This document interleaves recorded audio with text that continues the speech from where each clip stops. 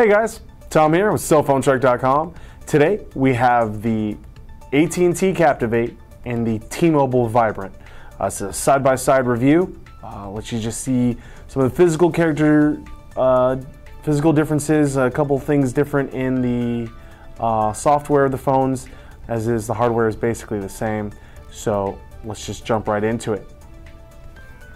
All right, in this corner right here, this is the AT&T Captivate. It's not hard to figure out with AT&T across that thing. Next thing you're going to see is T-Mobile's Vibrant. What do you guys see that's different? Okay, we have a rounded edge, very plasticky back, 5 megapixel camera up in the upper left hand corner, speakerphone right here in the back, and that's about it. Very rounded, everything of that nature. AT&T Captivate, the other Samsung Galaxy S style phone. A little different, a little bit of flat. It's rounded, but with flattened edges, very maybe BlackBerry Tour-ish, with the rounded flat edges, where they kind of just dip off either side. Both have rocker bars that are a little different in style. Both have a single solitary button on the right spine. A little different, but basically the same. You will notice the difference in the backs. Cameras here as well, but the speakerphone's a little lower. You have a metal back battery cover, which is very strong. It just gives it a nicer feel. On the tops, we do have the same battery covers and 3.5mm headset jacks. They're both roughly the same thickness, both near 9.9 millimeters, making them one of the smallest phones on the market. Let's just go ahead and open this up. Now you are going to have the same unlock, you just swipe them. They're both 4-inch Super AMOLED touchscreens. Basically means anything that's black in the background is not going to be using any power. Both running live wallpapers. Both have 7 home screens. Both have these phones options down here. Whoops, hitting buttons. Both have phone, but this is where it changes. AT&T, you have email, and T-Mobile, you're going to have contacts. Then you're going to have browser, and then T-Mobile, you're going to have messaging, and then applications are the same. So the two little features here are just a wee bit different. First thing I noticed was in the wallpapers. Now you both have Samsung widgets, Android widgets, shortcuts, folders, and wallpapers. Now you come in here into the wallpapers, you have gallery and wallpaper galleries, but you have live wallpapers. That was where I noticed the difference. You have Aurora on the Captivate. You don't have the Aurora in here, but you do have blue seas, dandelions, grass. No, we don't want that. You have Galaxy and Aurora on the Captivate, which are different. You have a luminescence. You also have magic smoke. You also have many. You have water, VU, and polar as well. But you have spectrum for the Vibrant. You have ocean waves, and that's the only two differences. Spectrum was real nice, and I really enjoy ocean waves. I feel that this is the best live background because you have light. You have not only light, but you have water ripples, and the water ripples also affect the way that the light looks as well. I feel it's the most that's going on here. You know, polar clock smoke, that's all great. That was all really on the original Nexus 1 when live wallpapers were introduced. But nothing really standing out in here other than maybe Blue Sea, which has these little jellyfish thing, and when you poke them they light up, and that's it. There's no water ripples, there's no nothing. So, but we'll set that wallpaper. come back over here. Okay. Now we both go home. You have, next thing you're going to notice is Avatar. Full Avatar movie is downloaded on the Vibrant. AT&T wasn't lucky enough to get anything cool like that. Sims 3 mobile version. They both do have Mobi TV, except Mobi TV is running right on is an option right on the front of the screen, and it also has Kindle right on the front. I did not see that. If you go to the next page, though, your Mobi TV is right there. You both have daily briefing. They look a little different, just color-wise, but that's about it. You also have your feeds and updates, your friends and your MySpace, your Twitter, and your Facebook all coming into one area. That's kind of nice. And you can also sync your contacts up from there onto the contacts in your phone. So you can get all their emails and their phone numbers, whatever they posted on there will go up. You have Days. Days is kind of nice. It's kind of like an online, it's like a daily diary. You can add a photo for the day and your schedule and, you know, your thoughts for the day. And, you know, it's like, my boss was a jerk today. So you just put that in there. Both running 3G speeds. T-Mobile getting HSPA Plus real soon. Currently today they announced that they are covering 85 million Americans and hopefully 180 by 2011 January. Both have the capability for Media Hub. However, Media Hub is not out yet. It is not operational. It's a site. It's going to be a application running site, kind of like the Android market, but it's going to be. Sorry for all the ums. I apologize. It's going to be for buying, basically rent, buy, and download your favorite TV shows and movies on your Samsung Galaxy S style phone. I'm sure Media Hub is running on the original Galaxy S on the other side of the pond, but not here in America with all the restrictions that we probably have in place. Both film in 720p for video. They're extremely good clarity.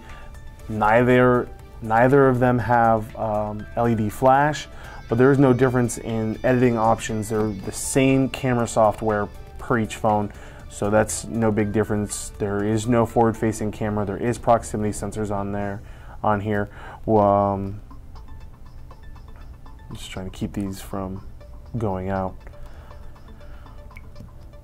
Your applications are a little different. You have 3 options here on the AT&T, and then on the T-Mobile you have 4 different versions. You have Think Free Office on the T-Mobile one, but you do not have it here on the AT&T. However, that's because they use another, where did it go? They use another system for viewing files on the go.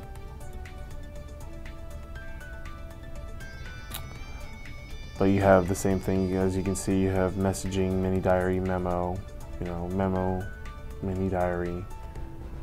Just some of the way that they organized these widgets and applications and programs are just a little different, but they're there. You're definitely getting a little more. You have GoGo on here. You don't have GoGo here. You have Kindle operation, so you can get into the Kindle store and get books and read books on your Vibrant. So there's definitely a little more things you can do on here right off the bat, but I'm sure once you go into the Android market, you can just pick them up on here. So they gave it a nicer look. The AT&T got a nicer look for the phone, but it didn't get, what do you call it? It didn't get as many downloaded features already, such as GoGo, Kindle, Avatar movie, etc. Don't think about trying to yank Avatar off the phone. People have tried. you're not doing well. It's in its own specially coded format to play directly on this phone itself. So you can't rip this and try to watch it on TV. However, it does have a TV out function. You can buy a separate cable. It's in settings. I was reading about this. I think it's in sound and display options. And yeah, here's last option, TV out options. You select TV out and you can select the TV system. I do remember that when they were releasing this phone, for specially designed brand new Samsung flat panel TVs, you can actually use this phone as a remote. However, I have not heard any more updates about that, and I do not have a Samsung television of recent quality. Maybe Samsung wants to send me one to actually test that on, but I do know that capability is supposed to be here somewhere. Let's see if we can't find that in here. Settings, sound and display. And it does have the TV out setting as well. Basically, you turn the TV out, and any video that you're going to start playing on this phone will, using a port through the micro SD slot here, probably to some type of HDMI or VGA output system, where it'll go into the phone and probably play through that cable onto the actual phone itself. Overall, I'm going to have to give AT&T the better look.